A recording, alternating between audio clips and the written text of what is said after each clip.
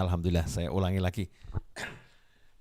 Bismillahirrahmanirrahim. Alhamdulillahirabbil alamin. Allahumma shalli wa sallim ala sayidina Muhammadin miftahi babi rahmatillah adada ma fi ilmillah salatan wa salaman daimain bidawami mulkillah wa ala alihi wa sahbihi.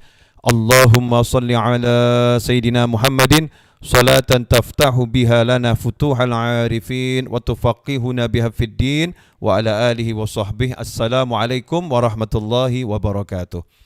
Alhamdulillah, di Kamis terakhir bulan Sya'ban ini kita bisa bertemu dalam keadaan sehat walafiat di dunia maya. Mudah-mudahan pertemuan ini barokah dan mengantarkan kita kepada bulan suci Ramadan, bisa ibadah dengan baik, puasa dengan baik, dan kita dapatkan Lailatul Qadar insyaallah. Amin Allahumma amin.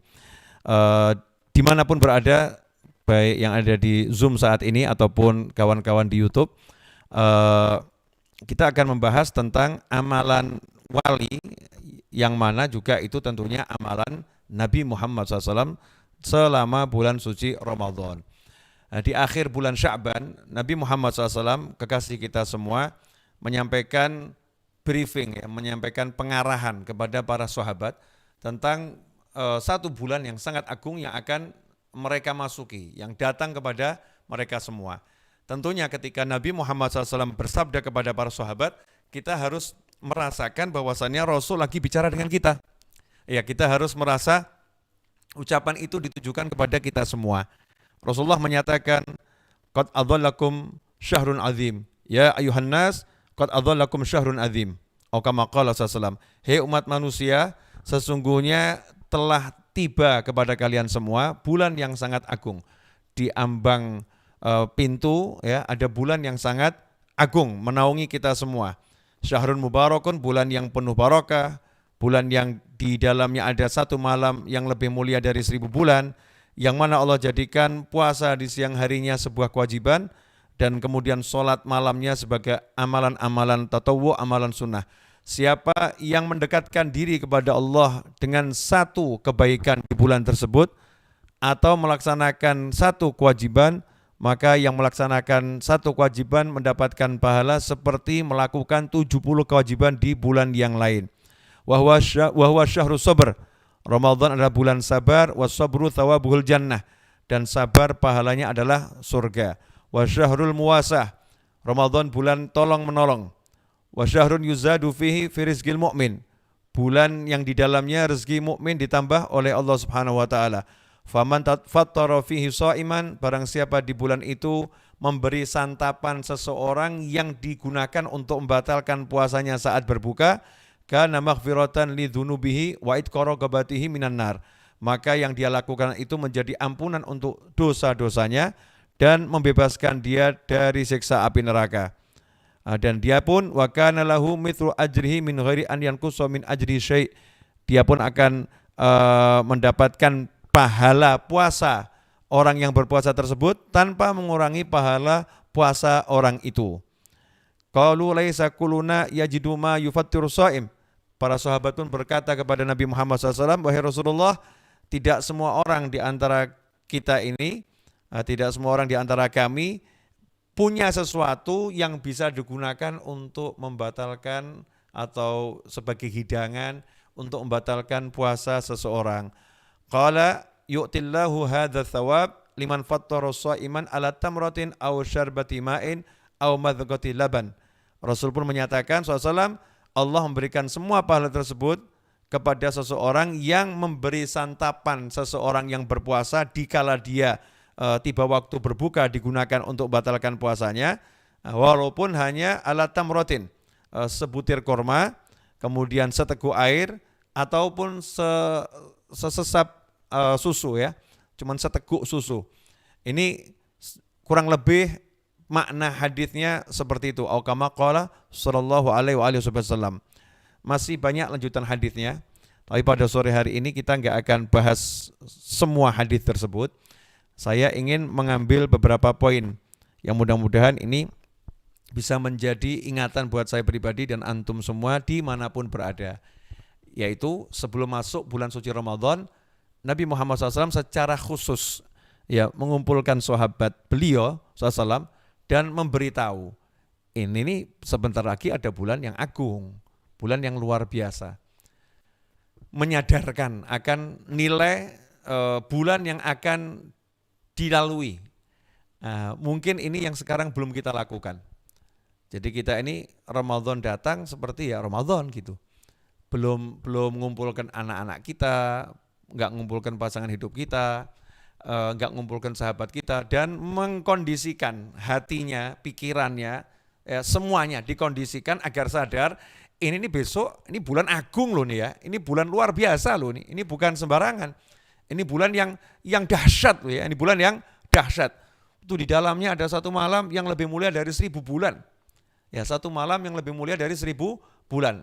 Nabi SAW menunjukkan keistimewaan bulan suci Ramadan di awal sebelum tibanya bulan suci Ramadan. Nah, ini yang perlu kita contoh saat ini ya. Saat ini kita harus mengajak diri kita untuk sadar Ramadan besok entah Sabtu entah Ahad, kalau kami menunggu pengumuman dari pemerintah, entah Sabtu entah Ahad, itu bukan sembarang bulan, ini bulan yang luar biasa. Apa yang udah kita persiapkan? Kadang-kadang kita ini persiapannya persiapan jogging. Ya, karena dipikir Ramadan ini nahan lapar, nahan dahaga, ini fisiknya harus kuat betul. Memang fisik harus dipersiapkan. Tetapi yang lebih penting untuk diperhatikan adalah ya merencanakan amalan selama bulan suci Ramadan. Amal apa saja yang akan kita lakukan selama bulan suci Ramadan. Sehingga Ramadan itu lewat nanti, masuk Syawal, kita enggak merugi. Ya, kita insya Allah jadi orang-orang yang beruntung. Karena setiap detik sudah kita isi dengan amal soleh. Seperti Al-Habib Abdullah bin Husain bin Thahir radhiyallahu ta'ala anhu. Kita tahu Habib Abdullah bin Husain bin Thahir adalah seorang ulama besar, guru daripada Muftil Haramain. Beliau adalah gurunya Habib Muhammad bin Husain Al-Habsyi. Habib Muhammad bin Husain Al-Habsyi adalah ayahnya Sahibil Maulid Simtudurar, ayahnya Habib Ali Habsyi. Apa keistimewaan Habib Muhammad bin Husain Al-Habsyi? Keistimewaannya adalah beliau Muftil Haramain, ya, mufti Mekah dan Madinah di zamannya. Ya, di zaman beliau sudah jadi mufti. Nah, Habib Muhammad bin Husain ini ya punya putra namanya Habib Husain, kakaknya Habib Ali. Habib Husain ini juga jadi mufti Mekah dan Madinah. Dan bahkan Yai Hashim Asy'ari dan Yai Khalil Al-Bangkalani rahimahumullah, keduanya dahulu selama sekian tahun belajar kepada Habib Husain bin Muhammad bin Husain Al-Habsyi, baik di rumah pribadi beliau maupun di Masjidil Haram. Ya, setiap hari itu belajar selama sekian tahun. Artinya apa? Kalau Habib Husain menjadi gurunya Mbah Hashim Asy'ari dan Yai Khalil Al-Bangkalani, berarti ayahnya Habib Husain juga menjadi gurunya Mbah Hashim Asy'ari. Berarti Habib Abdullah bin Husain bin Thahir ini kakek gurunya Mbah Hashim Asy'ari. Kakek gurunya Mbah Hashim Asy'ari. Nah, Habib Abdullah bin Husain bin Thahir punya keistimewaan yang luar biasa, yaitu mendapatkan firasat, ya, mendapatkan firasat, kemudian mendapatkan, kalau bahasa kita, ilham. Ya, ini enggak semua orang boleh ngaku-ngaku dapat ilham. Ini beliau tidak mengaku-ngaku, tapi beliau memberitahu orang-orang tertentu, dan kita tahunya setelah wafat beliau, ya, tidak disampaikan semasa hidupnya kepada khalayak ramai, hanya disampaikan pada murid-muridnya tertentu apa yang beliau dapatkan. Beliau mendapatkan ilham. Ilham adalah salah satu jenis wahyu yang Allah sampaikan kepada hamba-hambanya. Di antaranya yang Allah sampaikan kepada ibunya Nabi Musa alaihi salam. Fa'auhayna ila ummi Musa. Kami wahyukan, kata Allah Ta'ala, kepada ibunya Nabi Musa. Sementara wanita tidak bisa jadi nabi. Nah, wahyu di situ artinya adalah ilham. Diletakkan dalam hatinya ilham dari Allah Ta'ala. Allah merintahkan ibunya Nabi Musa untuk menghanyutkan Nabi Musa ke sungai Nil dan menjanjikan kepadanya akan mengembalikan Nabi Musa kepada ibunya. Nah, ikhwani rahimakumullah, ini ilham itu memang betul-betul ada, tapi ya orang-orang yang istiqomah, orang-orang yang soleh dan solihah yang dapat ilham dari Allah Ta'ala. Salah satunya Habib Abdullah bin Husain bin Thahir, yang diantara wiridnya adalah satu hari membaca 120.000 kali La ilaha illallah Muhammadur Rasulullah sallallahu alaihi wasallam. dalam satu hari membaca 120.000 kali la ilaha illallah Muhammadur Rasulullah sallallahu alaihi wasallam. Dan amalannya luar biasa. Sehingga dapat ilham dari Allah Ta'ala untuk minta satu permintaan apapun itu diberi, diwujudkan, dikabulkan oleh Allah Subhanahu wa Ta'ala. Maka Habib Abdullah bin Husain bin Thahir meminta kepada Allah Ta'ala. Kita ingat kakek teragung beliau yaitu baginda Muhammad SAW. Di Al-Quran dinyatakan wa ma arsalnaka illa rahmatan lil alamin. Sungguh tidak kami utus engkau wahai Nabi Muhammad SAW melainkan rahmah bagi alam semesta. Wujud kasih sayangnya Allah bagi alam semesta. Maka saat itu Habib Abdullah bin Husain bin Thahir juga meniru kakeknya, ya, meniru baginda Muhammad SAW. Beliau pun minta kepada Allah Ta'ala, ya Allah, siapapun umat Islam, umat Nabi Muhammad SAW dan dimanapun berada yang hidup sezaman sama saya, ya Allah jangan ada satupun yang masuk neraka, ampuni semua, masukkan ke dalam surga. Dan permintaan itu dikabulkan oleh Allah Subhanahu wa Ta'ala. Habib Abdullah bin Husain bin Thahir yang sedemikian luar biasa amal solehnya dan luar biasa rahmat dalam hatinya, ketika mau masuk bulan suci Ramadan di akhir Sya'ban beliau kumpulkan anak-anaknya. Mencontoh Nabi Muhammad SAW. Rasulullah mengumpulkan keluarganya, sahabatnya, dikumpulkan, di briefing, dikasih pengarahan. Maka Habib Abdullah bin Husain bin Thahir mengumpulkan anak-anak beliau, radhiyallahu anhum ajma'in, kemudian memberikan pengarahan. Ya, pengarahannya apa? Dengan cara yang sangat santun dan indah. Beliau berkata kepada anak-anaknya, wahai anak-anakku, apakah ada di antara kalian yang punya waktu luang? Apakah ada di antara kalian yang punya waktu luang, waktu yang tersisa? Kalau ada, berikan ke ayah. Ayah mau beli. Anaknya nanya, loh kenapa ayah ngomong seperti itu? Ayahnya menjawab, karena di bulan suci Ramadan, ya orang itu harus ibadah lebih giat, harus ibadah lebih bagus, harus ibadah lebih banyak dari bulan-bulan sebelumnya. Ya, dari bulan-bulan sebelumnya. Sementara waktu ayah dari pagi sampai malam sampai tidur lagi itu sudah penuh jam demi jam dengan ibadah. Sehingga ayah susah kalau mau nambah waktu untuk ibadah karena semua waktunya udah dibuat ibadah. Kalau kalian punya waktu sisa bawa sini, mau ayah beli. Ya, artinya itu mau ngajarin anak-anaknya jangan sampai ada waktu yang tersisa. Gunakan seluruh waktu untuk ibadah pada Allah Subhanahu wa Ta'ala. Ini Habib Abdullah bin Husain bin Thahir, ya dikumpulkan anak-anaknya. Sementara kita kadang-kadang itu kalau bulan suci Ramadan, ya Masya Allah waktunya sisa-sisa sampai tidurnya panjang. Gitu. Ya, sampai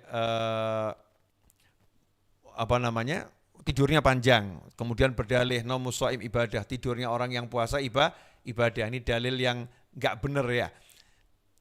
Dalilnya hadisnya betul, tapi kita berdalil dengan itu nggak benar. Kenapa? Naumus shaim ibadah itu adalah tidurnya as-shaim, tidurnya orang yang puasa. Yang puasa bagaimana? Yang puasanya itu dia baca Al-Quran, puasanya dia zikir, puasanya dia sholat. Nah karena dia lelah, dia istirahat sejenak ya untuk tidur. Dan ketika bangun dia pun nyesel, kenapa tadi kok tidurnya kelamaan, walaupun sebentar, merasa kelamaan, seharusnya saya bisa sholat, saya bisa zikir, saya bisa baca Al-Quran, lebih banyak bukan tidur.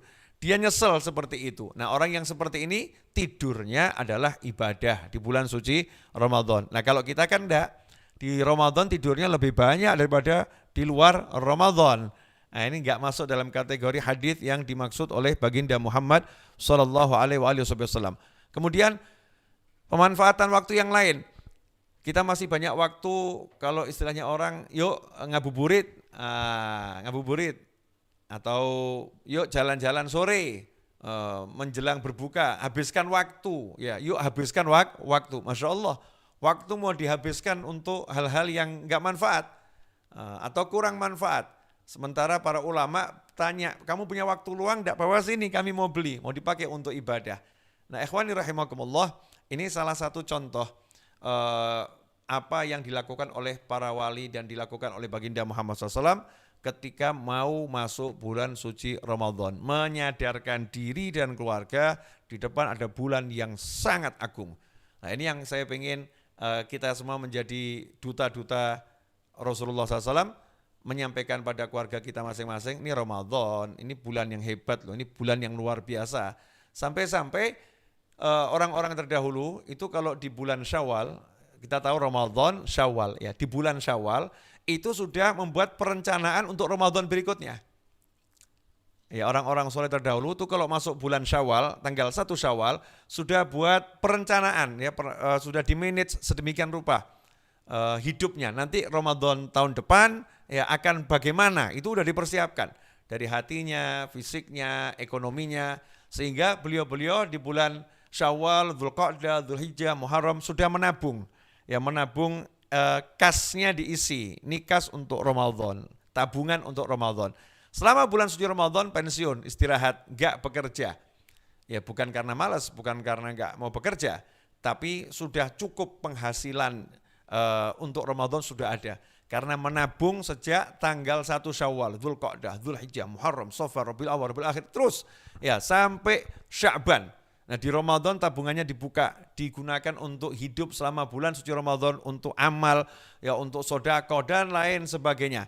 Sehingga fokus betul pikirannya sama bulan suci Ramadan hanya untuk taat, hanya untuk ibadah, tidak ada fikir dunia. Ya, enggak ada fikir dunia. Sementara kita kalau Ramadan pesanan banyak.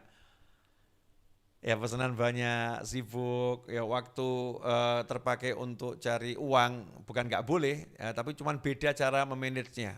Mungkin bisa kita ini jualan di bulan suci Ramadan, tapi stoknya dari mulai bulan Syawal, Dzulqa'dah dan seterusnya. Ada stok produksi nanti di bulan Sya'ban diperbanyak agar Ramadan nyantai produksinya.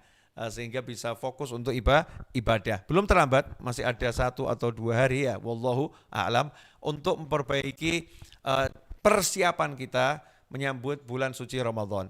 Kemudian salah satu amalan tadi yang dianjurkan oleh baginda Muhammad SAW adalah memberi sesuatu yang menjadi pembatal seseorang yang sedang berpuasa ketika tiba waktunya. Tiba waktunya kapan? Ketika masuk waktu maghrib. Ketika masuk waktu maghrib, ya segera membatalkan dengan santapan. Disitulah Rasulullah SAW mengajarkan sahabat agar berperan aktif, ya, memberi makan, berperan aktif memberi minum yang lain. Sehingga tidak ada satu orang pun yang ketika berbuka masih bingung harus cari makan, harus cari minum. Ya, semuanya berperan aktif, melihat ke kanan, melihat ke kiri, ya, tengok ke depan, ke belakang, tetangganya, sahabatnya, kerabatnya. Ya, dijamin ketika berbuka sudah enggak berpikir lagi tentang apa yang mau dimakan, apa yang mau diminum. Karena begitu menginginkan pahala yang besar dari Allah Subhanahu wa taala, dan kita lihat nih amalannya amalan rahmah, ya, amalan kasih sayang, memberi makan, memberi minum.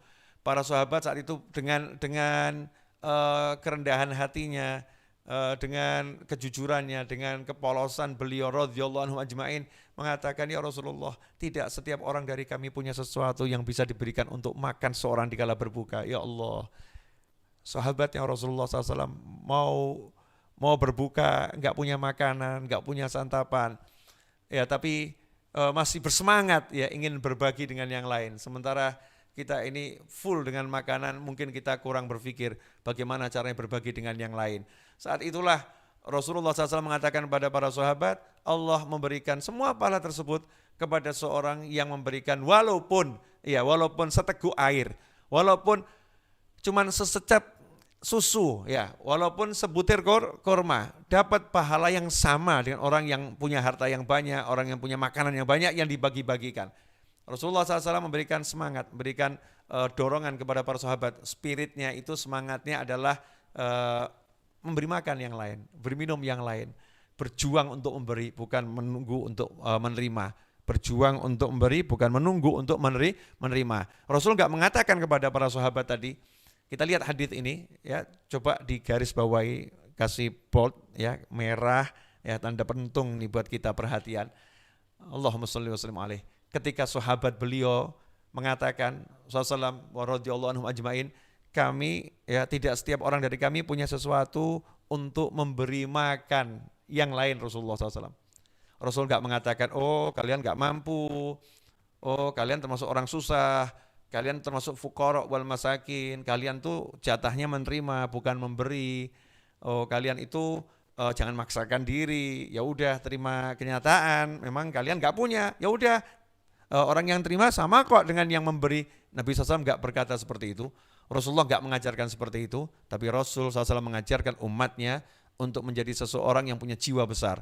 Seseorang yang pandai memberi, seseorang yang pandai berderma, seseorang yang pandai memikirkan orang lain dan bukan duduk dia menunggu pemberian. Duduk dia menerima dan kemudian meratapi nasib dan menjadikan nasib sebagai alasan untuk tidak peran aktif dalam amal soleh, menjadikan nasib sebagai alasan untuk tidak berderma dan membantu yang lain. Rasul justru mengajarkan kepada para sahabat, walaupun kalian memberi yang lain seteguk air, walaupun kalian beri yang lain cuman sececap susu, walaupun kalian beri yang lain cuman sebutir kurma. Nah, ikhwani rahimakumullah, dari sinilah para salaf radhiyallahu anhum ajma'in mengajarkan kepada murid-muridnya, kepada sahabat-sahabatnya, kalau dalam satu kondisi kita ini dikondisikan menerima santapan berbuka, bagaimana caranya agar kita mendapatkan pahala yang besar, semisal di masjid atau di musola atau di suatu majelis ketika akan berbuka dibagikan kurma, dibagikan nasi dan lain sebagainya,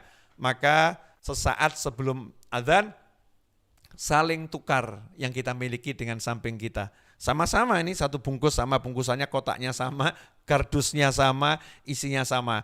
Kita ajarkan kepada semuanya, yuk kita bertukar dengan samping kanan kita atau samping kiri kita dengan niatan untuk memberi makan yang menjadi santapan berbuka saudara kita agar kita mendapatkan pahala yang telah ditetapkan oleh Allah Subhanahu wa taala dan dijanjikan lewat lisan Nabi Muhammad sallallahu alaihi wasallam, sehingga bergeser bertukar.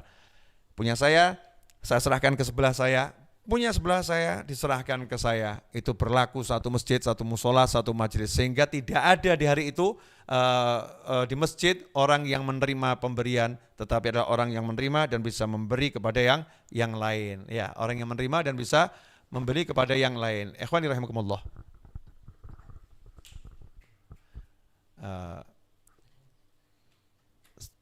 Mas Seto habis baterai.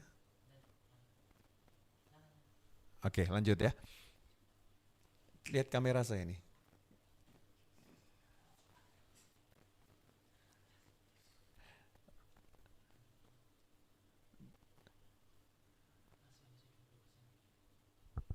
Ya, lanjutkan.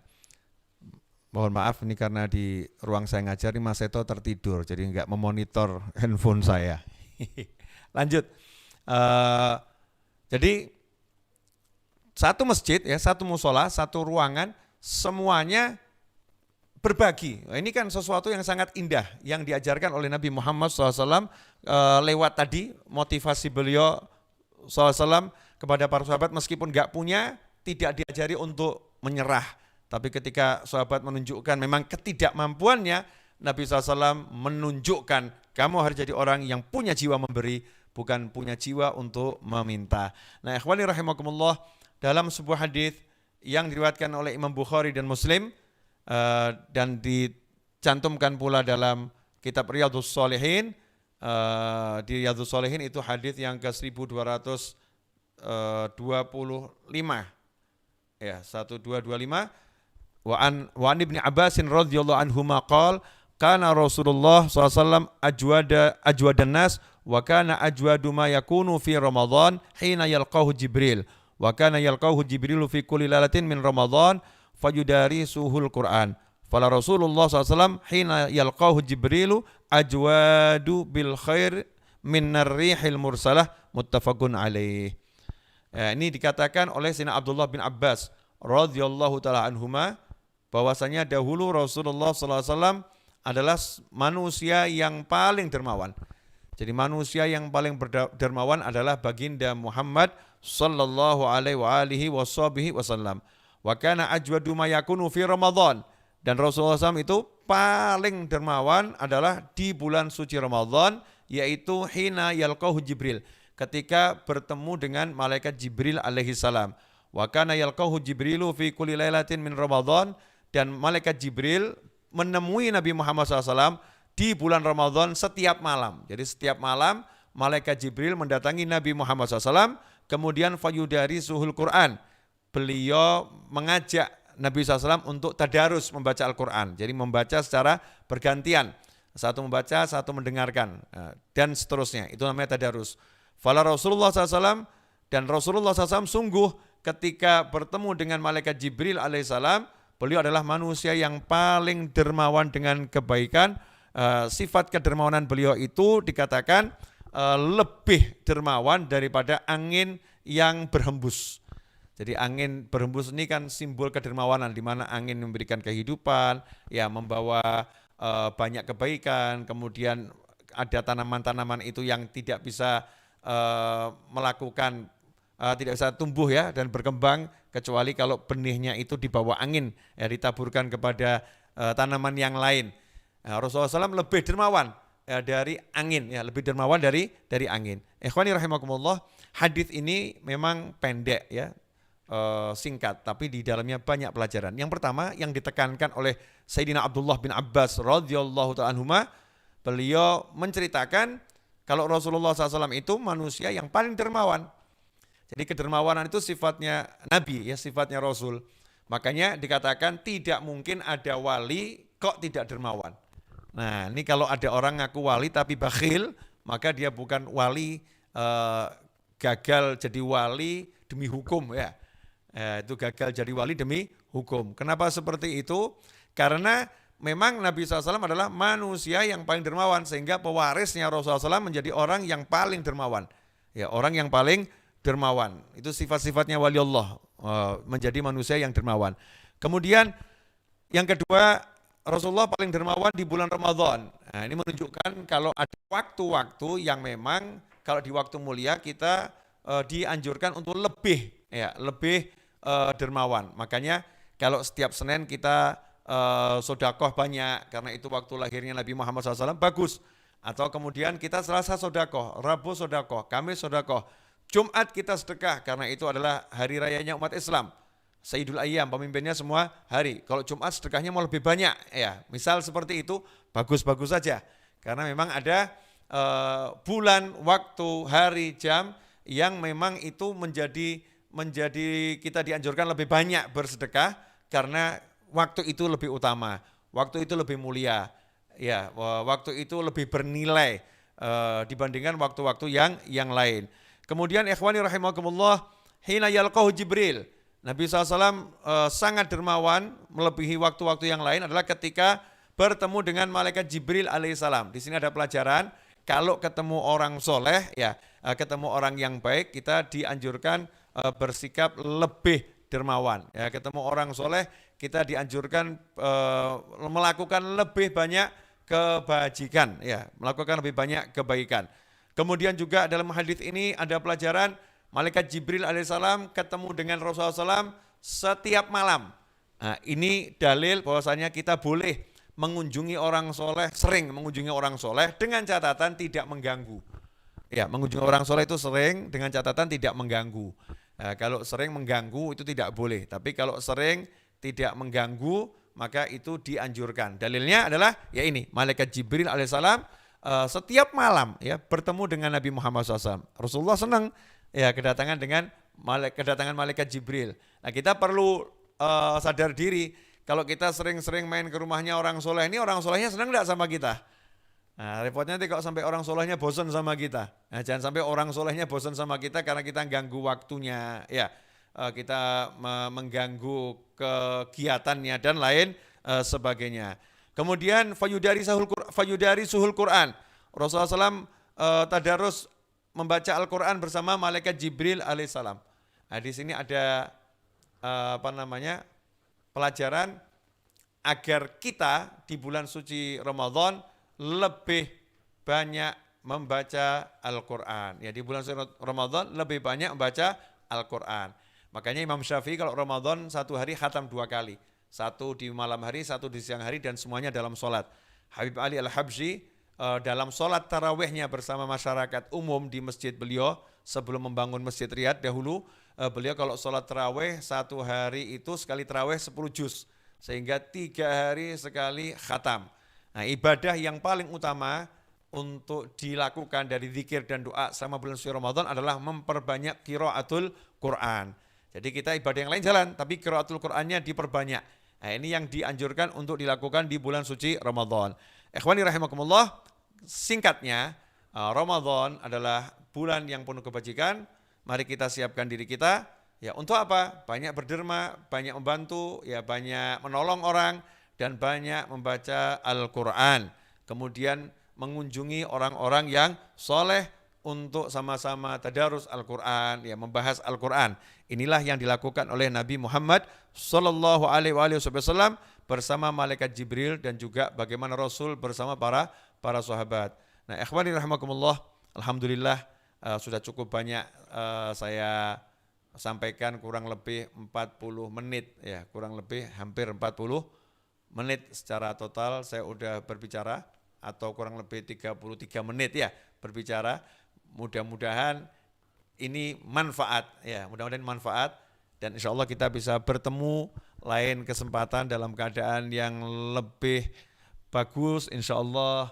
Mudah-mudahan admin saya di sini Mas Seto tidak tertidur ya karena saking khusyuknya mendengarkan saya dari Mas Seto sampai tertidur. Mungkin ruangannya sejuk, AC, ya mungkin makannya kurang ya, atau mungkin kebanyakan makan, jadinya Mas Seto tertidur.